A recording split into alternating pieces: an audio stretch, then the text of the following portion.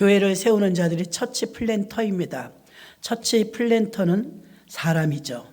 결국 교회의 사역은 사람을 세우는 일입니다. 그래서 오늘 본문에서도 각 사람을 모든 지혜로 각 사람을 가르침은 그리스도 안에서 완전한 자로 세우려 함이니라. 훈련을 왜 하느냐? 완전한 자가 되게 하기 위해서라는 것입니다. 각 사람들은 모두 교회 개척자라는 마음가짐을 가져야 합니다. 데린 패트릭이라는 사람은요, 교회를 세우는 7가지 자격을 이렇게 말했습니다. 사도행전 6장에 보면 일꾼이 세워져야 될 자격이 나왔죠. 성령 충만, 믿음 충만, 지혜 충만, 칭찬 듣는 자. 이렇게 철저하게 검증된 자를 7 집사님으로 안수하여 세웠을 때 그 교회가 일꾼을 잘 세움으로 부흥되었던 것을 알 수가 있습니다. 이 데린 패트릭이라는 사람도요, 7가지 자격 요건을 이렇게 말했습니다. 첫째, 구원의 확신이 있는 사람, 분명한 부르심, 콜링이 분명한 사람, 세 번째는 성경적 리더십이 있는 사람, 네 번째는 성령의 능력에 절대적으로 의존하는 사람, 다섯 번째는 교회의 진리 수호를 위해 준비된 사람, 여섯 번째는 거룩한 목자와 한 마음을 가진 사람, 일곱 번째는 하나님 나라를 위해 결단력을 갖춘 사람. 이렇게 7가지의 자격을 갖춘 자가 교회의 멤버십이라고 말하고 있습니다. 교회를 세우는 사람은 시간이 지나서 저절로 교회를 세우는 사람이 되는 건 아닙니다. 1년의 훈련 과정을 통과해야 그가 교회를 세우는 자가 될 수 있다는 것입니다.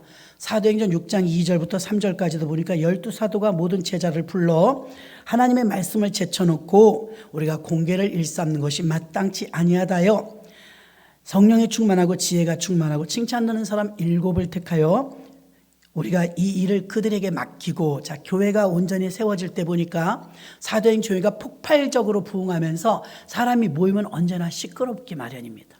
이런 사람은 이런 의견, 저런 사람은 저런 의견, 생각이 다 다르기 때문이죠. 이렇게 성령이 강권적으로 역사했던 초대교회도 시끄럽기 시작했습니다. 분열, 분쟁, 이런 불평이 나오기 시작했습니다. 왜 그런가 하고 알아봤더니 히브리파 유대인과 헬라파 유대인들이 분쟁이 일어났는데 공계를 일삼는 과정 속에서 배분 작업이 불공평했다는 것입니다. 이때 제자들은 분명한 리더십을 발휘하는데 어떻게 했느냐? 우리가 말씀 전하는 것과 기도하는 것을 제쳐놓고 구제와 공개하는 것이 마땅치 않다. 그러니까 교회의 본질과 교회가 어떻게 세워져야 되는지를 우선순위가 무엇인지를 분명히 알았어요.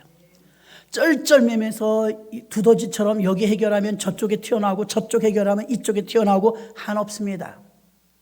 근데 본질을 분명하게 가지고 있었죠. 어떻게 가지고 있었느냐?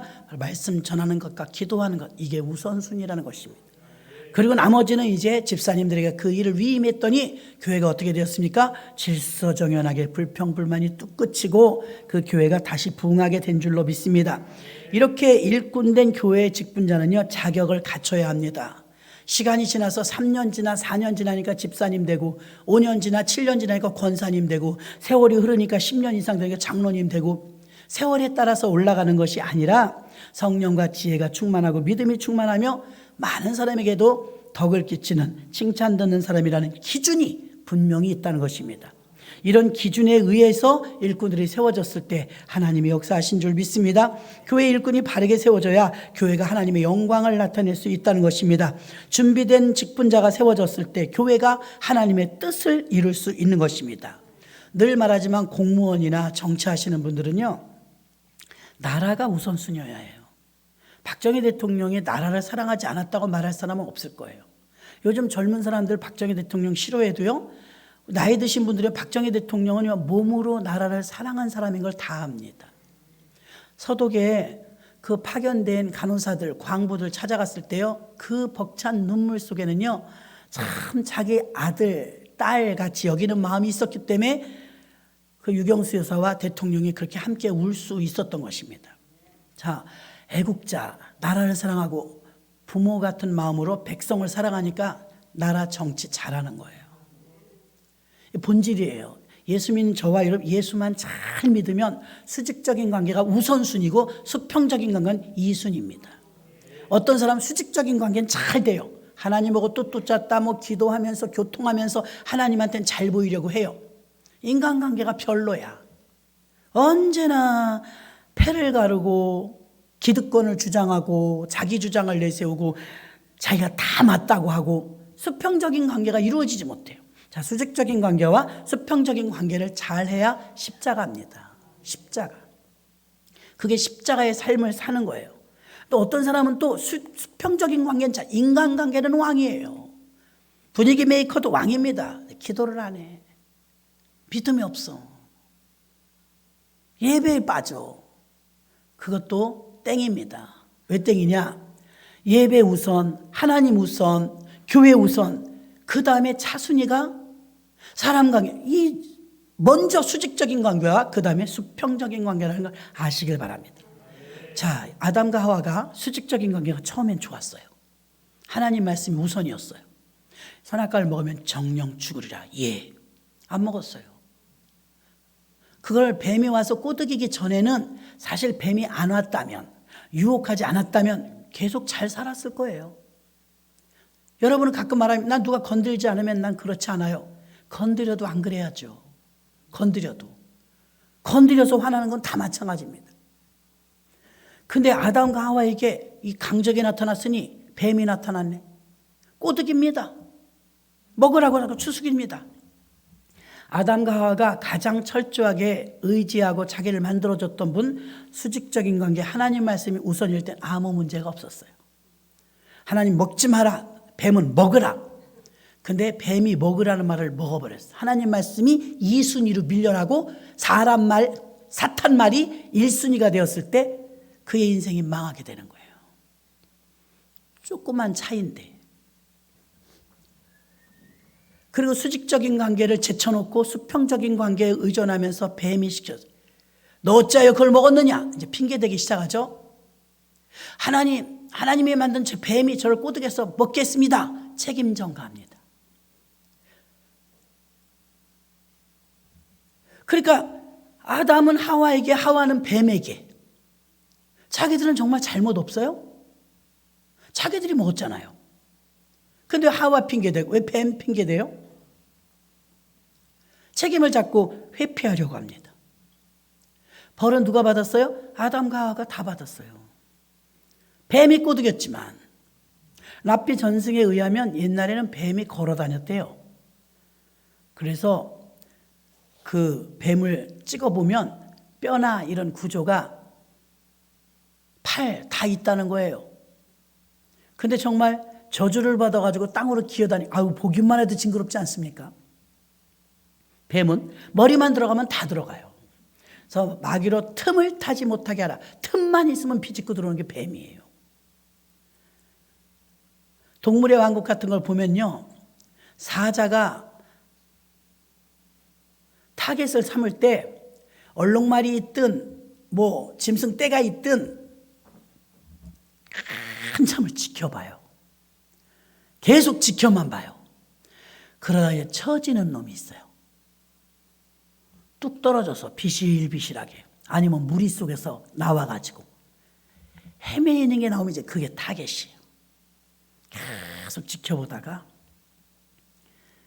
뚝 떨어져 나간 놈, 처져 있는 놈, 따로 노는 놈, 그게 맹수가 저격할 상대로, 사냥할 상대로 겨냥하는 거예요.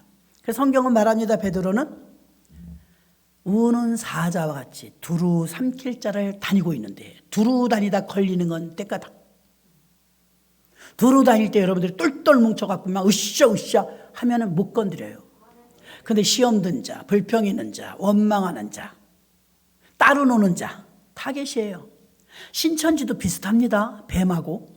신천지는 어느 교회 침투를 해요. 그 교회 몇 년을 다녀도 몰랐대요. 그건 신천지는요, 작전이 똑같아요. 이간질이에요. 마귀는요, 굉장히 단순합니다. 성경에 보면 사람이 자살할 때 목매 죽어요. 높은 데서 떨어져 죽어요. 그리고 약 먹어 죽어요. 지금도 안 바뀌었어요. 한강에 가 떨어져 죽어. 산에 가서 목매 죽어. 마귀는요, 많이 진화하지 않았어요. 방법이 똑같아요. 꼬드기는 것도 똑같아요. 비교합니다. 상대를 의심하게 만듭니다. 이간질한단 말입니다. 속이는 자니까요. 이간질에 지금도 넘어가요. 그게 통하니까 하는 거예요. 마귀도 통하니까. 아니 우리가 붕어도 아니고 왜 맨날 당하냐고요. 붕어는 저거 낚시다 안 돼. 뒤돌아서 또 먹는데.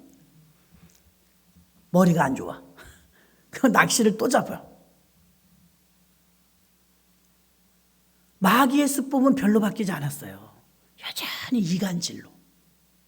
여전히 자꾸 고립되게 만들어서 왕따 만들어서 잡아먹어요. 그러니까 가룟 유다를 저격의 대상자로 삼아요. 12명의 제자 가운데서 전부 거의 갈릴리 출신의 제자들이에요. 근데 하나 왕따가 있었으니 가룟 유다입니다. 너무 똑똑해요.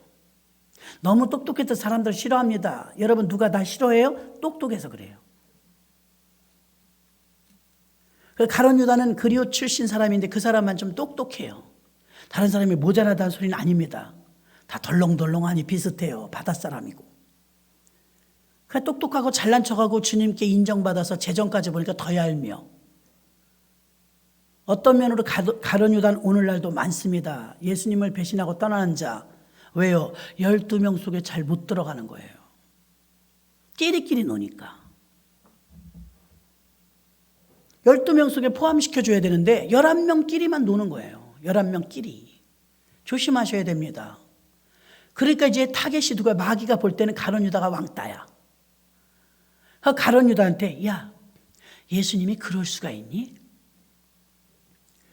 300데나리온이나 되는 그 옥합을 깨서 예수님이 홀딱 다 부어가지고 없애버렸어. 여태까지 예수님이 가난한 자를 사랑한다며 불쌍한 자의 이웃이라며 다 뻥이었나 봐. 예수님도 돈 좋아한다 야. 갖다 말하면 이렇게 된단 말입니다. 예수님도 돈 있는 여자 좋아해. 저 마리아에게 그냥 그 비싼 걸 허비하시는 거 봐. 근데 그걸 가난한 자들에게 나눠주면 좋겠다고 네가 똑바른 말 하지 않았니? 예수님이 어떻게 저 많은 성도들 앞에서 너를 그래도 제자인데 부사역자인데 그렇게 면박을 주신다니? 넌 자존심 안 상해? 예수님이 너를 많은 사람 앞에 인격 모독을 한 거야. 그럴듯하잖아요. 그래 주님 살짝 불러서 나 혼자 나한테만 그러셔야지. 만인 앞에서 왜 이렇게 망신을 주셔? 삐졌어요. 삐졌어. 가룟 유다가. 괜히 예수님을 팔은 게 아니에요. 화가 났는데 마침 예수를 찾는다는 거예요. 예수를. 대제사장들과 유대인들과 로마 병정들이 예수를 찾는다는 거예요. 소요죄로. 얼마 줄 거요? 그 당시는 사람 몸값이 정해졌습니다. 20개 아니면 30개예요. 노예를 수시로 사고 팔았으니까 은 20개 아니면 은 30개입니다. 가장 건장해 은 30개 받아요. 예수님을 파는데 예수가 12명이 13명이 우르르 다니니까 누군지 몰라요. 병정들이. 저 중에 누가 예수지? 가룟 유다가 돈을 받고서 내가 그분이 밤마다 기도하러 가는 산을 알아요. 겟세마네 동산. 그 산에 올라가서 내가 우리 스승님께 포옹할게요. 입을 맞출게요. 존경의 표시거든요. 가짜였습니다. 군호를 짠 거예요.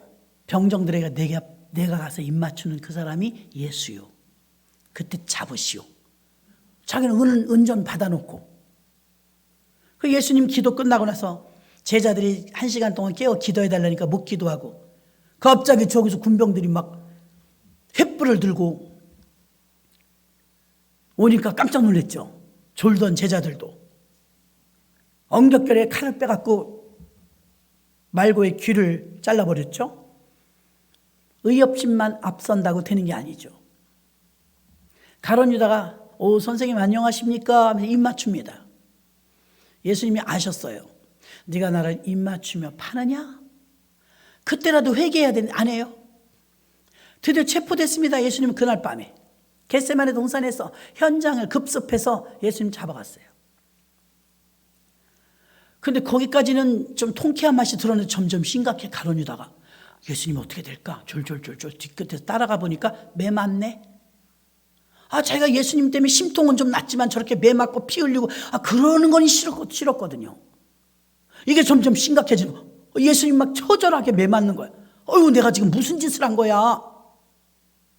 예수님이 저렇게 죄를 짓진 않았잖아. 저 피 흘리고 저렇게 채찍질 맞고 저 고문당하고 그럴 죄를 지신 분이 아니잖아.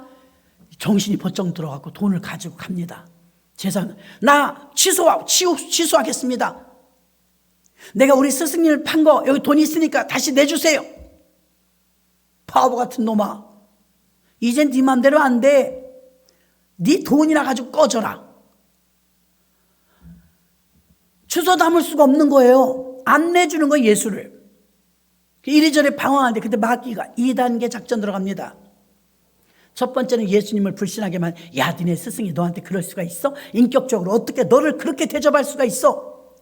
그 여자 언제 봤다고 말이지. 그 여자 옥합을 갖다 깨니까 예수님이 돈에 그냥 여자에 좋아가지고 그 너를 갖다 면박을 주고 말이지. 창피하게 너를 망신을 줬잖아. 그런 예수님한테 네가 왜 충성해야 돼? 그래서 홧김에 팔아버렸거든요. 홧김에. 그러면서 예수님이 질질 끌려다니면서 피투성이가 되고 하니까 큰일 난 거야. 나 저렇게까지 심각할 줄 몰랐거든요. 그 다음에 마귀는 2단계 들어갑니다. 야, 이놈아, 이 못된 놈아. 이제 정죄. 네가 진짜 예수님의 제자냐? 예수님이 너를 얼마나 사랑했냐? 예수님이 너를 얼마나 인정했냐? 오죽하면 이 헌금계를 다 너한테 재정을 맡겼겠냐? 얼마나 믿으면? 그런 예수님한테 네가 뒤통수를 쳐? 예수님이 너한테 뭘 잘못했냐? 야, 너 같은 제자라면 뭐로 제자를 만들겠냐? 에라, 이놈아, 이 배은 만독한 놈아. 스승을 그렇게 팔아버려? 너 같은 놈은 죽어야 돼. 이 소리에 자살한 거 아닙니까? 회개해야지. 왜 죽어요? 회개해야지. 마귀의 방법은 지금도 바뀌지 않았어요. 좋은 관계를 확 틀어버립니다. 아주 좋았거든요. 근데 눈 하나 바라볼 때 달라요. 하만이 에스더에게 살려달라고 치맛자락을 붙잡았을 때 잘못 보이니까 아하수에로 왕은 겁탈하는 걸로 보였어요. 겁탈하는 건 아니었거든요. 근데 겁탈하려는 것으로 봐갖고 죽인 겁니다. 우리가 냉정하게 이성을 똑바로 차리지 않으면 실수합니다. 그래서 여러분, 화가 났을 때, 혈기가 올라왔을 때, 어떤 분노나 분노심이나 이런 게 있을 때는 무슨 결정을 하지 마세요. 사람도 만나지 마세요. 자꾸 일이 커져요. 꾹 다물고 기다려요. 하루, 한 이틀, 의도적으로 조심해요. 대부분의 한 문제는 70% 정도는 하루 이틀 지나면 해결돼요. 별거 아니었다는 거죠. 별거 아니었어요. 마귀 방법은 별로 진화되지 않았어요. 죽이는 방법도 자살, 떨어져 죽는, 별로 바뀌지 않았다니까요. 속이는 것도 계속 간교하게 속이죠. 속이는 자. 마귀는 속이는 자란 뜻이에요. 마귀 방법은 계속해서 지금 비교하죠. 불신하게 만들죠. 마귀 방법은 별로 바뀌지 않았어요. 그런데 놀라운 것은 사람은 똑같은 방법을 수천 년 동안 해도 계속 당해요. 계속. 후다닥 저질러 놓고 나중에 보면 후회하죠. 그래서 기다림, 인내 이런 말은 믿음과 같은 말이에요. 믿음이 있으면 기다릴 수 있는 거예요. 조급함, 불신앙, 의심 다 같은 말이에요. 교회의 일꾼이 바로 세워지면 교회가 부흥합니다. 교회 일꾼이 바로 세워지니까 교회가 부흥했다고 했고요. 또 일꾼을 세울 때는 기준이 있어야 되는 기준. 목사님, 나 세월이 지나서 권사 받고 싶어요. 그런다고 되는 게 아니에요. 권사다운 기준을 갖춰야 돼.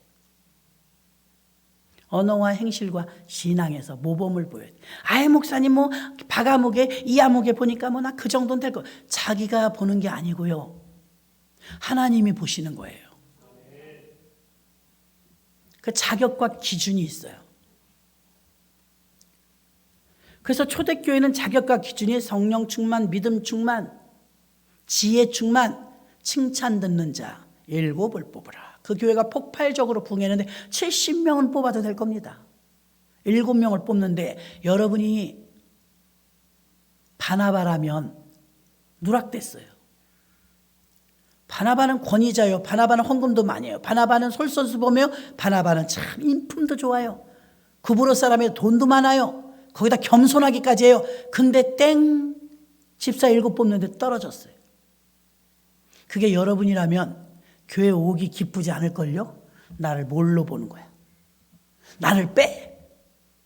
아무개도 되고 7명이 다 되는데 왜 나를 빼? 바나바가 시험 들었다는 기록이 있던가요? 없어요. 바나바는 시험 들지 않았어요. 그래서 훌륭한 사람이에요.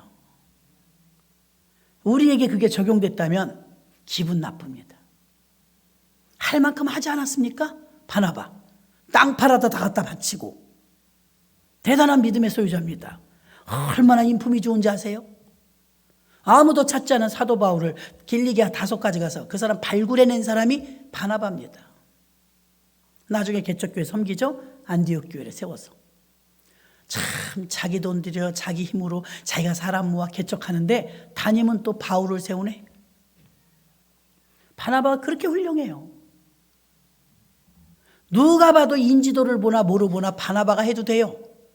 근데 바울을 세워요. 자기를 아는 거예요. 이 교회를 어떻게 하면 더 효율적으로, 이 교회를 어떻게 하면 더 부흥하고, 어떻게 하면 더 많은 영혼을 구원할 수 있을까? 나의 그릇과 바울의 그릇을 본인이 아는 거예요. 내가 담임이었을 때보다 바울이 담임이었을 때 훨씬 더 효과적이다. 그게 하나님이 더 기뻐하신다. 알았던 거예요. 대단하지 않습니까? 자기 포지션을 알았던 것이죠. 자, 교회 사역을 위해서 준비된 일꾼들을 세워서 교회가 더 부흥했는데 오늘 말씀에 입각하여 보면 교회가 교회 사역을 위해 어떤 준비가 있어야 될까요? 첫 번째 24절의 말씀처럼 교회 세우면 철저한 믿음의 훈련이 그리스도의 남은 고난을 위하여 몸된 교회를 위하여 내 육체에 채우노라. 교회를 위하여 복음을 위하여 여러분 몸에 흔적이 있습니까? 흔적. 전도 나갔다가 아이고 막 계단이 너무 많아갖고 뱅글뱅글 돌다가 뒤꿈치를 좀 까졌네. 예, 그것도 흔적입니다. 그리스도를 위한 흔적. 교회 와서 봉사하고 헌신했는데 봉사하고 헌신하다 보니까 좀 무리를 했어. 아이고 허리가 삐끗했네. 허리가 아픈 그 부분만큼은 상급이요 흔적입니다. 사도 바울은 자신이 구원받은 은혜의 사람 된 것 중에 사도 중에 극히 작은 자가 은혜의 사도가 된 것은 사역을 감당할 때 언제나 빚진 자의 자세였다는 거예요. 여러분 주의 종들이요 딱 2찔이에요. 한 부류의 사람은 잡, 직업이야. 내가 주의 종이 직업이니까 그 사람은 힘들어요. 그런데 한 부류의 사람은 사명이에요. 사명. 내가 이 부득불 할 일입니다. 안 하면 내게 오히려 화가 있으리로다. 바울은 이 직분을 감당하는데 좌부로 여기지 않았어요. 때로는 천막 깁는 직업을 가지면서도 복음 증거하는 일이 우선이었어요. 복음 증거하기 위해서 돈이 필요했고 그래서 잠깐 아르바이트를 했지만 그 아르바이트가 본업은 아니었다는 것입니다. 스데반이 죽었을 때 제일 1등 공신이 바울이에요. 그러니까 나 때문에 스데반이 죽었다, 순교당했다, 나 때문에 많은 그리스도인들이 핍박을 받았다, 이 죄의식이 있었어요. 그 믿음의 훈련을 받을 때 빚진 자의 마음이 아주 좋아요. 낮에도 은혜라는 찬양 들었죠. 하나님의 은혜, 은혜, 오늘 계속 은혜의 찬양을 했잖아요. 은혜는 대가가 없는 거예요. 은혜는 값없이 주는 선물이에요. 그러니까 여러분, 저와 여러분이 여기 있는 게 지금 은혜입니다. 당연한 것 아니에요. 은혜라고 정말 좋더라고요. 은혜예요. 사도 바울은 예수를 처음 만난 날부터 자기가 은혜 받은 자로 내가 스데반도 죽였고 예수 믿는 사람 다 괴롭혔는데 주님이 그런 가운데 나를 건져서 주의 종 삼아주셨으니 은혜라오. 은혜를 아는 거예요. 내가 학벌이 얼만데 내가 이쪽 기독교로 개종해서 자기네들이 얼마나 이익 본지 알아? 절대 그런 생색을 안 냈어요. 율법주의자요, 바리새인이요, 사내들인 공회원이요, 로마 시민권자, 대단한 사람 아닙니까? 스펙이? 스펙 자랑할 게 얼마나 많습니까? 지극히 작은 자. 자기 스스로 고백하기를 나는 지극히 작은 자. 죄인 중에 괴수입니다. 당신이 왜 괴수입니까? 훌륭한 엘리트죠? 아니요. 스데반 집사를 죽였습니다. 예수 믿는 자들을 몰라가지고 핍박했습니다. 평생 갚아도 못 갚습니다. 빚진 자의 마음이었어요. 구약의 인물 중에 다윗 왕을 보면 물론 큰 죄를 지었어요. 밧세바와의 간통을 통하여. 근데 그가 회개한 건 정말 처절합니다. 일평생 동안 그가 통일한 걸 이루면서 하나님과 어떻게 마음이 합하다고 사도행전 13장에 기록했냐면 그는 나와 마음이 합한 자라. 하나님이 인정하셨거든요. 근데 어떻게 그렇게 되었느냐? 항상 죄인 된 자세로 살았어요. 시편에 읽어보면 내 죄가 항상 내 앞에 있나이다. 사람들은 죄의식이 왜 없냐면 자꾸 잊어버려요. 극악무도한 죄를 졌음에도 불구하고 아무렇지도 않아요. 뻔뻔해요. 근데 다윗은 뻔뻔하지가 않았어요. 나는 죄인으로서이다. 죄의식이 있는 사람이 주의 일을 할 때 훌륭하게 감당합니다. 응? 훌륭하게. 히브리서 12장 2절로 3절 보니까 믿음의 주여 또 온전케 하신 예수를 바라보자. 믿음의 훈련을 받은 사람은요, 예수를 바라봅니다. 사람 바라보지 않습니다. 시편 50편 15절도 다윗은 환난 날에 나를 부르라 내가 너를 건지리니 내가 나를 영화롭게 하리로다. 예수를 바라보고 주님을 부르는 자, 주님이 그를 건져주시죠. 지금 교회와 그때 교회와 다른 점이 있습니다. 사람들은 교회를 포기하거나 도망가거나 믿음을 저버리지 않았습니다. 카타콤에 가서 복음을 증거할지라도 그들은 복음을 저버리지 않았습니다. 믿음의 훈련을 받은 사람이었고요. 빚진 자의 마음 자세였습니다. 둘째는 일꾼의 훈련이 있었습니다. 일꾼이 되려면 28절에 우리는 가르침을 그리스도 안에서 완전한 자로 세우려 함이니라 사도의 가르침을 받았다고 말하고 있습니다. 교회 세우는 자는 극복해야 될 일이 있습니다. 세 가지입니다. 교회 세우는 처치 플랜터가 되려면 일꾼으로 훈련되려면 패배주의를 극복해야 돼요. 패배주의. 많은 사람들이 한국교회가 위기라고 걱정합니다. 외부에서 볼 때는 교회가 영향력을 잃었다고 비난하는 목소리도 많습니다. 세상으로부터 교회가 부정적인 소리도 많고 심각한 내부적인 갈등도 사실 있습니다. 교회가 성도가 줄어들고 교회가 줄었고 헌금도 감소했다고 교회는 위기라고 말합니다. 갈수록 교회는 더 어려울 것이라고 절망주의가 있는데 교회는 안 돼. 코로나 이후로 이제 교회가 너무 절망적이야. 교회는 희망이 없어. 이런 패배주의는 그렇게밖에 되지 않습니다. 어머니가 아이를 낳을 때 무지 고통스럽죠. 절대 절망이 아니에요. 고통과 고난이 있어도 그 고통 속에 희망이 들어있어요. 조금만 참으면 새 생명이 나온다는 거예요. 예수님 십자가 달려 죽으실 때도 엄청 고통스러웠죠. 엄청난 고난과 그 고통 속에서도 예수님은 절망이 아니었어요. 내가 죽어야 저들이 산다. 내가 죽으면 부활이 온다. 이 희망이 있었다는 것입니다. 그러니까 주의 일꾼들이 그런 사람하고 가까이 지내시면 여러분 손해입니다. 절망주의자, 패배주의자. 낙담하고 좌절하고 자꾸만 다운시키는 언어를 쓰는 자. 여러분 신앙에 유익이 없습니다. 패배주의를 극복해야 돼요. 내 마음은 그럴지라도. 사람을 검사를 해보니까 부정적인 측면이 70%, 긍정적인 측면이 30%. 어떤 사건을 딱 돌발 상황이 생겼을 때 즉각적으로 나타나는 게 부정적인 게 70%래요. 인간이. 긍정적인 건 30%. 믿음이 그럴 때 필요한 거예요. 믿음의 사람은 똑같은 현상이 딱 벌어졌을 때 원래 70%가 부정인데 70% 이상을 긍정으로 바꿔내는 게 믿음입니다. 믿음이 필요한 거예요. 두 번째는 일꾼으로 훈련될 때 물질주의를 극복해야 돼요. 가룟 유다 그거 극복 못했어요. 하나님은 공평하세요. 돈이 없을 땐 건강해요. 몸 들이면 돼요. 몸. 기도하면 되고. 그런데 어떤 사람은 이럽니다. 나는 돈이 없는데 가난한데 저 사람은 돈을 많이 하네요. 헌금 많이. 그래서 목사님이 저 사람만 좋아하나. 그러지 좀 마요.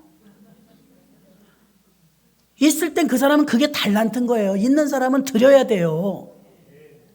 건강한 분은 건강한 시간을 드리고 또 전도 나갈 수 있는 분은 전도 나가서 시간 드리고 중부기도 할 수 있는 분은 새벽마다 깨워 기도하시고 다 자기가 할 수 있는 게 있어요. 이왕이면 저 같으면 그러겠어. 하나님, 난 좋은 배역을 주세요. 물질 축복도 받아서 많이 드릴 수 있게 해주시고요, 건강 주셔서 봉사도 하게 해주시고요. 얼마나 좋아요. 주는 자가 복됩니다. 근데 어떤 분은 그래요. 어떤 분이 그냥 목사님한테 좋은 거 선물 하나 했어요. 비싸. 그러면 아유 얼마나 좋아, 나는 못하는데 저분이 정말 귀한 일 했다. 이런 훌륭한 분은 별로 없어요. 아이고 그 다음은 알아서. 저같이 뚱뚱하면 뭐라 그래요? 혼자 다 먹나 봐. 그럼 마른 분이 서면 뭐라고 하잖아? 은혜가 안 돼. 얼마나 성질이 더러우면 저렇게 살이 안 찌겠어. 여러분은 은혜가 없을 땐요, 어떤 말을 해도 다 갖다 붙여요. 은혜가 충만해요. 저같이 뚱뚱하면 우리 목사님 후덥하기도 하셔. 저 평수가 마음이야. 이러면 좀 얼마나 좋아. 그 은혜 있는 분은 마른 분이 목사님이라도 또 그렇게 말해요. 우리 목사님은 우리를 위하여 기도하시느라고 저렇게 긴장하시고 사시느라고 살이 안 찌셔. 은혜 있는 분은 이래도 은혜, 저래도 은혜예요. 아멘. 은혜 없는 분은 이래도 탈, 저래도 탈. 물질주의를 극복해야 돼요, 여러분. 아유, 목사님이 난 돈 없어서 싫어하시나 봐. 어떤 때는요, 저 몰라요, 재정 상황. 자세히 그거 들여다보지 않아요. 자기들이 스스로 그래. 모를 때 많거든요. 맨날 그것만 들여다봐요? 내가 하는 것도 아닌데? 나름 꼼꼼하다고 하는데도 여러분 기도 제목이나 그런 거나 샅샅이 보지. 그래서 일꾼으로 훈련되려면 돈에 너무 많은 기대를 걸면 안 돼요. 돈에 욕심을 내도 안 돼요. 가룟 유다가 왜 무너졌어요? 돈 때문이잖아요. 돈꾀를 맡아서 욕심이 들기 시작했어요. 300데나리온 팔아갖고서 뭐 가난한 자는 한 10명 나눠주고 나머지는 자기도 좀 이득을 챙기려고 했던 거예요. 그렇게 성경에 써 있어요. 그래서 교회 리더자들이 돈을 멀리해야 합니다. 돈은 일만하게 뿌리예요. 그럼 돈 없는 게 좋은 거니? 아니에요. 돈 있어야 돼요. 돈을 다스려야 돼요. 돈에 끌려다니면 안 돼요. 성경의 믿음의 거장들 다 부자였습니다. 엄청난 부자들. 믿음 좋은 물질도 주셔야 하나님이 일하는데 물질 없이 할 수 있어요? 못해요, 여러분. 그래서 물질주의를 극복해야 되는데 돈에 욕심을 내도 안 되고 돈에 사람이 흔들려도 안 되고 가룟 유다처럼 돈을 사랑하면 일만하게 뿌리가 돼요. 패배주의를 극복하고 절망주의를 극복하고 물질주의를 극복하고 또 하나 개인주의를 극복해야 돼요. 혼자 있는 게 편하죠. 사색도 즐기고 자기 주장, 자기 이익, 자기 과시, 자기 자랑 이런 사람이 많으면 교회는 서서히 무너집니다. 나쁜 악이에요. 교회가 세워지려면 자기 부인, 자기 희생, 자기 수고, 개인주의를 이겨내야 되는데 개인주의가 팽배할수록 교회는 어지럽습니다. 초대교회 모든 교회가 훌륭했지만 고린도 교회는 시끄러웠어요. 고린도 교회가 제일 시끄럽고 한국 교회와 고린도 교회가 가장 흡사해요. 고린도 교인들이 죄가 얼마나 많은지 알아요? 음란죄. 그런데 또 얼마나 죄가 많은 곳에 은혜도 크다고 얼마나 사모하고 기도했으면 은사는 또 충만했어요. 은사 많이 받고 죄는 그대로 내버려 두고 그러니까 서로 잡아먹는 거예요. 너는 이런 죄, 너는 이런 죄. 은혜로 하지 않고. 내부적 위기는 제도적인 허점이나 프로그램 부족에서 오는 것이 아닙니다. 사람들의 의식과 믿음의 격에서 떨어졌기 때문입니다.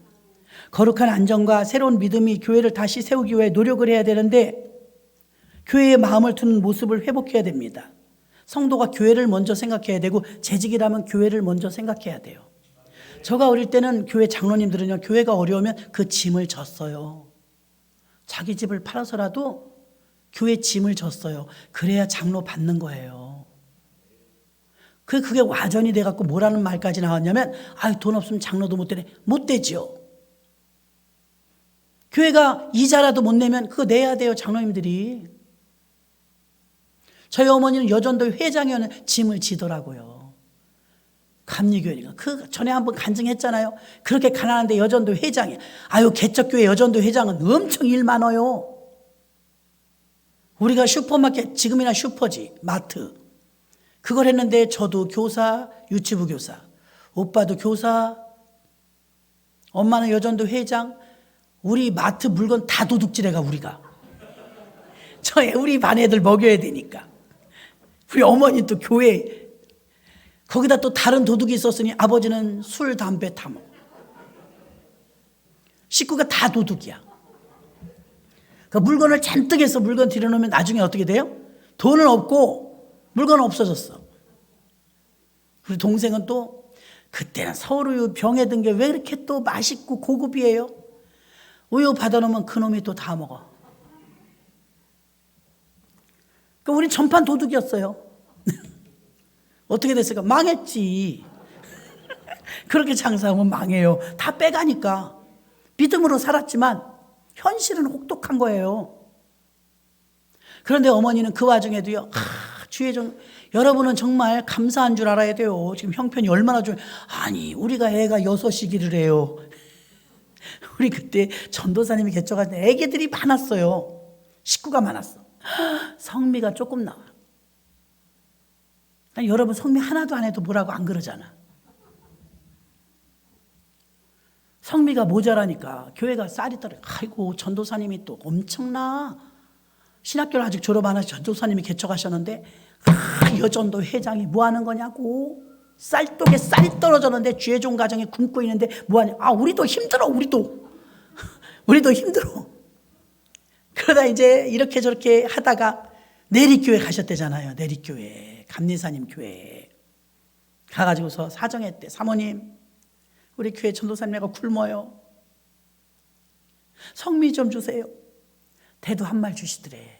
성미통에서 퍼서. 큰 교회니까 많은 거예요.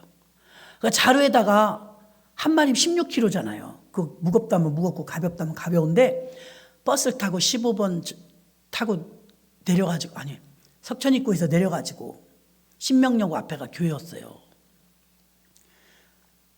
그렇게 멀지도 그렇게 가깝지도 않지만 걷기에 멀어요. 16kg 들고.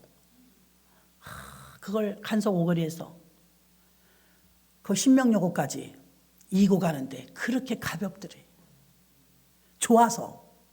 그거 성미 전도사님이 가져다 줄 생각에 이게 짐을 지는 거예요. 여러분 쌀이 떨어졌는지 목사님 쌀 없어요. 이렇게 부유해진 세상이 되었단 말이에요. 그때는 그랬어. 그때는. 교회로 짐지우는 게 장로님들은요 정말 짐져요. 작년인가 재작년에 어떤 권사님이 목사님 상담할 게 있대. 이 동네 살아요.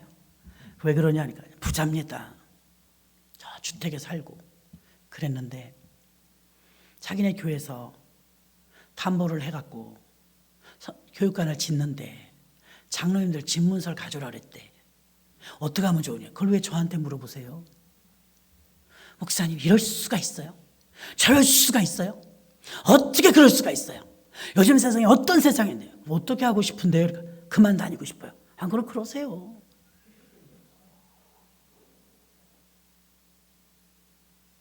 그만 다녔어요.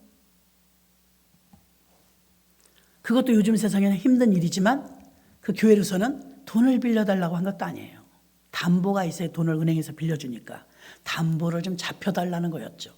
그것도 섣불리 하시면 감당할 만할 때 하셔야 돼. 제가 아는 제자였던 청년은 지금 어느 교회에서 재정을 봐요. 그 길러놓은 아이가 이제 어른이 된 거죠. 목사님 교회에서 저희 집을 잡혀갖고 대출을 좀 받는다고 해요. 얼마나? 그랬더니 3천만 원 정도. 많지는 않네. 오래된 거예요. 3천만 원 정도를 저당 잡혀가지고 했는데요. 이거 불편해 죽겠어요. 왜요? 성도들이 그걸 받을 거냐고 그런데. 아니 그냥 빌려준 건데 그걸 교회 헌금하지 받으러 돈이 있어야 헌금을 하지. 너무 불편하대 자기가 재정을 보는데. 교회에 이렇게 돈 이렇게 힘들더라고요. 재정을 보니까 이제 어쩔 수가 없어. 상황을 많이 아니까 자기 집을 갖다 답 잡히고 3천만 원을 뺐나 봐요. 대출해서. 너무 불편해서 힘들어하는 그 이야기를 잠깐 들었는데 나중에 이제 목사님이 어떻게 해갖고 해결해 주셨대요. 요즘에 누가 그런 걸 하려고 그래요.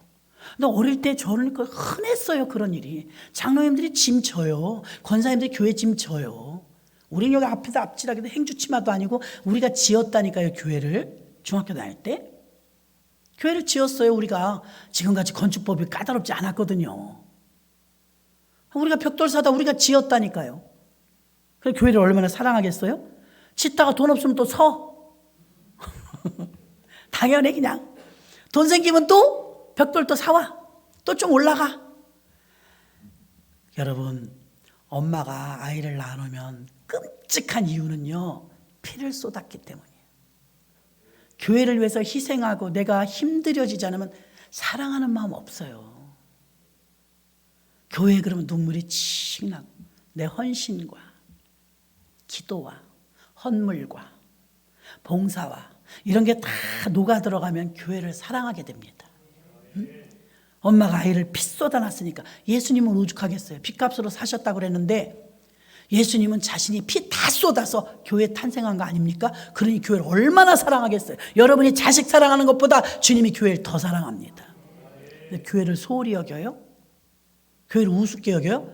교회가 예수님의 몸이에요. 몸. 교회를 사랑해야 주님을 사랑하는 거예요. 교회가 부흥해야 된다고 막 앞에서 기도하고 교회 부흥해서 목사님 좋으려고. 나는 똑같아요. 여러분. 새끼 먹는 거 두 끼 먹어요. 똑같아요. 개인주의를 극복해야 됩니다. 그냥 내 가정, 내 일, 나 그러지 않고는 교회를 가슴에 넣을 수가 없죠. 에베소서 5장 25절 남편들은 아내 사랑하기를 그리스도께서 교회를 사랑하시고 그 교회를 위하여 자신을 주심같이 하라. 교회를 위해 자신을 주래잖아요. 예수께서 남편들은 아내 사랑하기를 예수가 교회를 사랑하는 것처럼 하라. 그리고 고린도후서 11장 28절은 바울은 늘 내 속에 눌리는 것이 있으니 그것은 교회를 위하여 염려하는 것이다. 여러분 교회를 이렇게 걱정해 본 적 있어요? 몇 명이나 교회를 걱정할까요? 골로새서 1장 24절에도 남은 고난을 몸된 교회를 내 육체에 채우노라. 몸이 받아내겠다는 거예요. 고난을. 사도행전 2장 42절로 47절까지는 사도행전 교회 초대교회의 모습입니다. 떡을 떼며 순전한 마음으로 날마다 성전에 모이기를 힘쓰고 등등. 철저한 믿음 훈련과 교회 세움의 일꾼 훈련 중에 패배주의와 물질주의와 개인주의를 극복해야 된다고 했습니다. 세 번째는 교회 세우면 성취 훈련이 있어요. 종되는 의식, 사고방식. 교회는 왜 이렇게 주인이 많아요? 건축하실 때 건축업자를 말하는 게 아니라 일꾼들이 하는 말이에요. 노동자들이. 교회 공사하기 싫대요. 왜 그러냐? 그러니까 주인이 너무 많대. 오는 사람마다 잔소리한대. 다 주인이야. 좋은 의미로는 좋아요. 교회를 사랑한다고 봤을 땐. 일꾼들이 입장에서 봤을 때는 이게 사공이 너무 많은 거예요. 이 사람이 와서는 이렇게 하라고, 저 사람이 저렇게 하라고. 일관성이 있어야 되는데 우리는 건축위원회도 없었잖아요. 맨날 조용히 걸어다니는 장로님. 왔는지도 모르는. 조용히 지었어요. 하루도 안 빠지고 들여다보고. 그래도 이게 잘 지어졌잖아요. 왜 그랬느냐? 감나라 대추나라 안 해서 그래요. 그 시끄럽고 교회 못 짓는 교회의 이유가 뭐냐면 주인이 많아서 그래요. 자, 교회가 여러분 조용하고 교회가 훌륭하고 교회가 아름답게 세워지려면 종된 자세인 성도가 많아야 돼요. 주인 자세의 성도가 많으면 배가 산으로 가요. 어떻게 해야 될지 몰라요. 시끄러워가지고 매일 시끄러워서. 종의 의식이 필요해요. 늘 섬기는 자세, 종의 의식. 갈라디아서 5장 13절에 형제들아 너희가 자유를 위하여 부르심을 입었으나 그러나 자유를 육체의 기회로 삼지 말고 오직 사랑으로 서로 종 노릇하라. 종은 하지만 종 노릇하래요. 섬기래요. 그래서 종의식이 있어야 그 교회가 주인 노릇하는 성도가 많으면 안 돼요. 종 노릇하는 성도가 많아야 교회가 훌륭한 교회입니다. 이제 식당 봉사한다니까 너무 떨지 마세요. 서로 종 노릇하세요. 식당에 봉사하시는 분 목소리 낮추세요. 코로나가 딱 하나 좋았던 거 밥 안 하는 거였죠? 오히려 이제 밥을 하니까 교제도 할 수 있고 서로 대화도 할 수 너무 잘 됐다. 그러면 얼마나 좋겠어요. 인상 쓰시고 소리 내고 그 밥 한 그릇 얻어먹겠다고 줄 섰는데 막 소리 지르면 혼나면서 먹고 싶진 않아요. 그렇죠? 혼나면서 누가 밥을 먹어요. 서로 세신자 좀 낯설은 분이 있으면 먼저 드리고 어르신들 오래 기다리기 힘드니까 먼저 드리고 할렐루야. 이만큼씩 가져가지 말고 음식물 쓰레기 봉투도 사잖아요. 반찬 많이 하지 마세요. 3가지 넘으면 도로 냉장고를 집어넣을 겁니다. 너무 힘들어요. 여러 가지 하면. 반찬 많이 나오면 설거지도 많고. 그게 안 지켜지면 이제 국수 먹을 겁니다. 네. 저희도 예전에 국수 봉사 했는데요. 불든지 말든지 다 해놔. 불어도 맛있어요. 교회 국수는. 불어도. 종된 의식이 필요한데 주인 의식이 막 있으면 막 서로 감시합니다. 지적질하고. 종된 의식을 가지시기 바랍니다. 마지막 4번째, 교회에 세우면 지속적 훈련이 필요해요. 어떤 훈련? 충성 훈련. 성령의 9가지 열매 가운데 이게 열매인가 싶은데 충성이 있어요. 충성. 충성하고 믿음은 같은 말이에요. 충성은 지속적으로 해야 돼요. 어느 날 보니까 아무개 집사가 막 떴네 날렀네 하면서 열심히 충성. 어디 갔대? 시험 들었대. 그러면 안 돼요, 여러분. 한결같이 충성해야 돼. 아유, 저분은 여전하네. 성찬하시는 분은 여전히 성찬하시고, 빗자루질 하시는 분은 여전히 빗자루질 하시고, 아유, 저분은 참 여전하네. 충성을 지속적으로 해야 된다, 이 말입니다. 종의 신분을 가진 사람은 알아요. 달란트 비유에서 보십시오. 어떤 사람이 달란트 비유에서 그 달란트를 맡겼습니까? 종에게. 지금도 하나님은 어떤 사람에게 맡겨요? 종된 자세자에게. 주인 의식을 가지고 막 호령호령하는 사람이 주지 않습니다. 계시록 2장 10절 너는 장차 받을 고난을 두려워 말라 볼지어다. 마귀가 너희 가운데 몇 사람 오게 던져 시험받게 하리니 너에게 10일 동안 환난을 받으려. 내가 죽도록 충성하라. 그리하면 내가 생명의 면류관을 내게 주리라. 생명의 면류관을 얻는 길은 충성밖에 없어요. 맡은 자들이 구할 것은 충성이니라. 우리가 사역할 때 하나님의 자녀로서 종의 신분으로서 하나님 뜻을 따르는 것은 충성입니다. 그렇지 않으면 무질서해집니다. 주인이 부르면 콜하면 아멘 하고 달려와서 무릎을 꿇는 자가 종입니다. 종은 자기 의사가 없어요. 종은 시키는 대로 해요. 종은 자기 의사를 내세우면 주인이죠. 종은 시키는 대로 합니다. 종은 자신의 계획이 없어요. 자신의 감정도 없어요. 자신의 목표대로 사는 게 아니에요. 주인의 감정, 주인의 목표, 주인의 뜻대로 사는 게 종입니다. 교회가 훌륭하려면 종된 의식이 있어야 합니다. 말씀을 정리합니다. 교회 사역을 위해서 어떤 준비가 있어야 될까요? 믿음 훈련을 받아야 합니다. 일꾼 훈련을 받아야 합니다. 또 종의식 훈련을 받아야 됩니다. 지속적으로 충성해야 합니다. 이렇게 해서 저와 여러분들이 교회의 사역을 감당하시는 사명자들 되시길 주님의 이름으로 축원합니다. 하나님